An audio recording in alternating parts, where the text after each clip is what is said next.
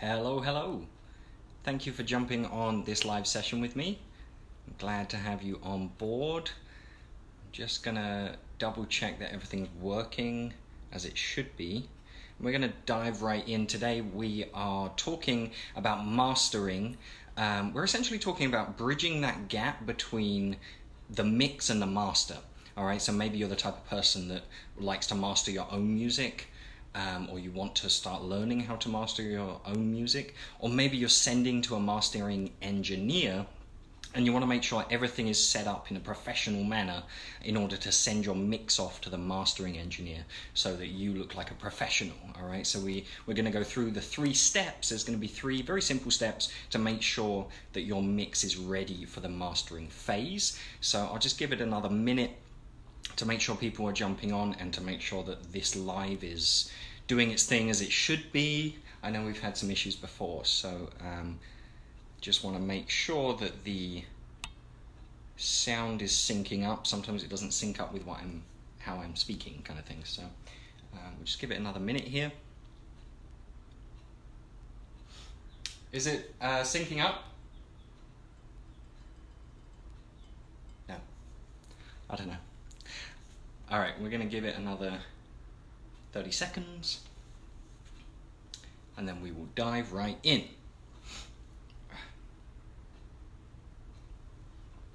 Okay.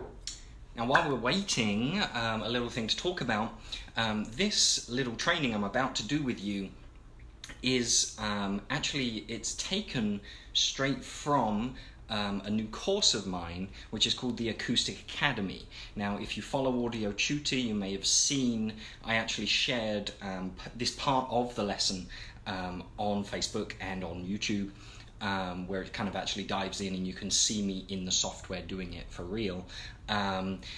The Acoustic Academy, what that is essentially is a fully fledged course that teaches you how to record, mix, master, and produce your own acoustic guitar vocal from the comfort of your own home without spending too much money, and producing something to a professional standard. That's the point. So it's a really great course, fully fledged, really takes you from A to B. I mean, you start with just the song. I don't do the writing with you, so you start with your great song, and then we'll go through recording, we'll go through setup, the equipment you need, recording, mixing, and even the mastering stage, so you're ready to send it out there to Spotify, iTunes, and whatever. So if you want to try out a full lesson, there should be, in the description of this live video, there should be a link right there for you to click, and you can get a full free lesson from that course for free, just from me to you, for you to try it out. So if you wanna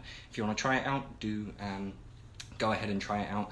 We're gonna dive in now. I really hope the audio is linking up how it should be. All right.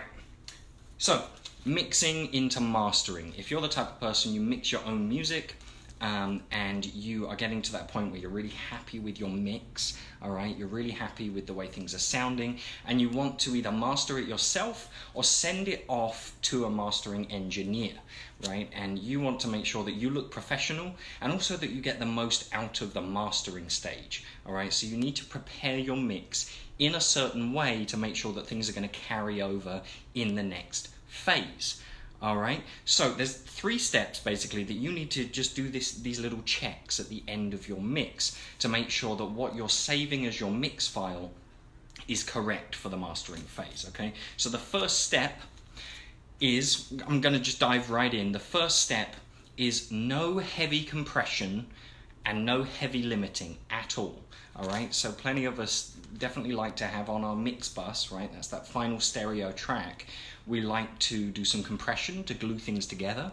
We like to maybe throw a limiter in to bring the level up so things are loud enough, all right? But that is actually something that you do in the mastering phase rather than the mixing phase, all right? So actually you want to, if you've been playing around with a limiter in your mix or playing around with some heavy compression, I mean heavy compression is in like 3 to 4 dB of gain reduction or more than that, you want to just turn those off, take those off. All right, so yes, your volume level will go down, but that's okay because that's the bit that the mastering engineer is going to do. All right, so you want to make sure that things are not overly dynamically controlled. Okay, so don't squash your mix. That's for the mastering engineer to play around with and make sure they get the most dynamic range out of your mix. All right, so that it sounds really great compared to other songs and that in the multiverse. All right, within the Spotify universe, you want to make sure things sound line up well with everything else. All right, so that's the first thing. No heavy compression, no heavy limiting on your mix. All right. The second thing, and it's kind of linked in a way, is you want to look at your meters. All right, look at the meters in your mix. All right, that final stereo meter that's going up and down like this. All right, you want to make sure that that is not in the red. All right, it's not in the amber, it's not in the yellow. That meter needs to be in the green like the tree behind me. All right, it needs to be in the green. I like to look at around the middle of that meter. All right, so you end up looking at around minus 18 dB. All right, minus 18 dB.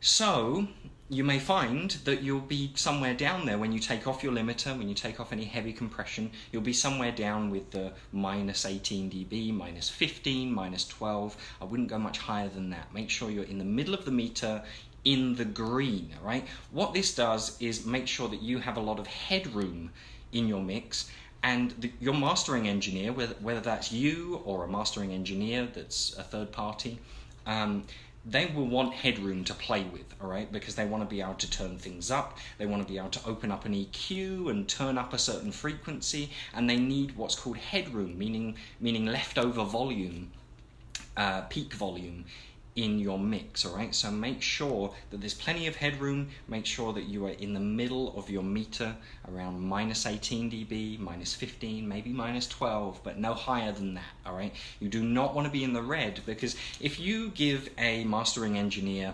a mix that's in the red, the only thing they can do really is turn down your mix in order to do any of their processing. All right, and what ends up happening is the digital converters will kind of squash a bit of that mix. You might end up losing a bit of the nice featheriness in the very top end. You might start losing some of the very bottom end as well, actually. So you want to make sure that your mastering engineer has a lot of headroom to play with. So number one was no heavy compression, no heavy limiting. All right. Number two was make sure your meters are in the green, right in the middle of that meter, around minus 18 dB.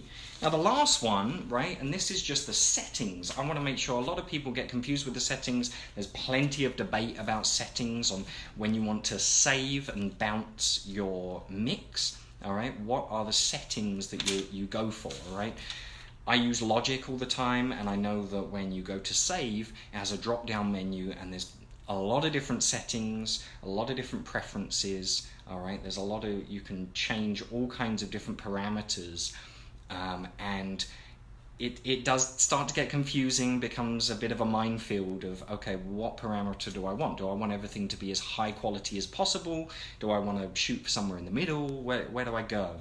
So the first thing you want to do, you do not want to save or bounce an MP3. All right, MP3s are a compressed form of audio. All right, so you want an uncompressed form of audio. The best one, and one I always recommend, is a WAV file. All right, a WAV file. So you will see this if you're using Logic, if you're using GarageBand, whatever you're using, you'll see the option for a WAV file. Then below that option in Logic, you will see bit depth as one option, and you'll also see sample rate. Now, let's talk about that for a second. What you want to do at the end of your mix, you want to save and bounce down a 24-bit 48K file. All right, that means that you have plenty of sample rate. You have plenty of, I'm trying to sort of simplify it a bit. You have just plenty of quality in your sound. There's a lot to play with. All right, for your mastering engineer to then do whatever they want with your mix. So you want to bounce and save at 48K, that's your sample rate, and 24-bit bit depth. Okay, so I won't go into all the specifics of what those numbers necessarily mean, but essentially that's giving you a better quality. All right, it's essentially the same as DVD quality audio. and that will allow your mastering engineer to do all the things they want to do with your mix. All right, and then later, if you're mastering yourself, later when you actually bounce and save your master of your song, you'll want to look at 16-bit and 44.1K as a sample rate. Now that is CD quality audio. That is still the very much the standard for audio. All right, so 44.1K as your sample rate and 16-bit as the bit depth. All right. But that is for the mastering phase. For the mixing phase, you want things to be nice, full of quality, full of life, all right, plenty to play with. 24-bit, 48K, all right, 24-bit, 48K, remember it. All right, so those are the 3 steps, all right? Number 1, look at your mix bus and make sure you're not doing any heavy compression or heavy limiting, all right? Take those things off if you just want to turn them off on your mix bus, turn them off. Then have a look at your level. Have a look at the meters and make sure you are right pretty much in the middle of that meter. You're definitely in the green, not in the yellow or the red. All right, so your level is, you've got a lot of headroom there. And then the last thing, you want to make sure you're in 24-bit and 48K sample rate. Okay, so that is the bouncing and saving preferences for your final mix file. And then your mastering engineer, or you yourself, if you're learning to master yourself, can have all the fun in the world making sure that this thing sounds just awesome and really stands up against other professional mixers and masters out there in the universe. All right, so I hope that helped. We're going to just stay on for a second in case anyone has any questions or anything like that. I'm just going to mention one more time this training, and I actually shared a video recently that was literally taken from the course. This training is from a course called the Acoustic Academy. And what that is my latest, very much my flagship course that's all about acoustic guitar vocals, all right? So if you're a singer-songwriter and you play guitar and sing, this is going to be awesome for you. It's a course that teaches you everything you need to know to produce your own very professional acoustic guitar vocal from your own home, all right? You don't even need a home studio to take this course. You can actually, there's a part of the course where we talk about how to find the best recording room and all of that stuff, all right? So it is a really great course that takes you from A to B or A to Z, or however you want to say that. We talk about the setup, we talk about the equipment, we talk about recording, mixing, and even mastering at the end of the course. So it is a really great, fully fledged course, teaches you how to do all those things with your acoustic guitar vocal. And it's called the Acoustic Academy. If you would like to try out a lesson from the Acoustic Academy for free, a full lesson, I believe it's about 45 minutes long, there should be a link in the description of this live video, so go ahead and click that link and I'll send over the free lesson for you to try out. Until the next video, my friends out there watching, I will see you on the next one. Ciao.